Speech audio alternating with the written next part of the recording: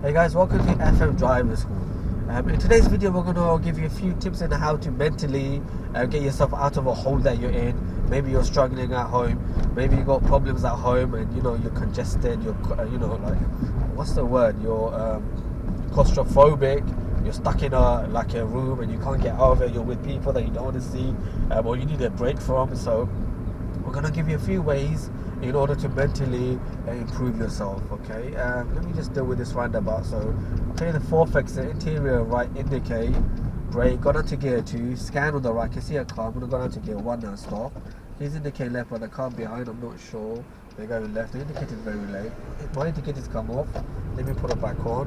1, go down to gear 2, there's 2, and there's a 3rd exit. After the 3rd exit, I'm going to check our mirrors, interior left, indicate left, and that's how you come off. Okay, that's how you do roundabouts. So 20 miles an hour zone. So one way of improving yourself when you're going through a lot of mental problems at home or whatever the problems that you're facing is, pick up maybe a book, something that's you're not used to reading. Maybe challenge yourself.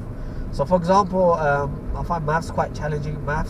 So sometimes I do maths work, like maths in questions, maths exam papers. That way I can mentally just change my mindset, give myself something challenging to do. And then when you go back, whatever problems you're facing, if you're thinking about the maths problem, you're not thinking about the current problem there and then. Not that I'm saying that you shouldn't be thinking about that problem and try to resolve it, but sometimes you need to get away from the person that you're arguing with, for example, just need a break. So maybe that's one of the things that you could possibly do. Or find a book that you like. So another book that I like to read is, what I'm reading right now is Fight Club.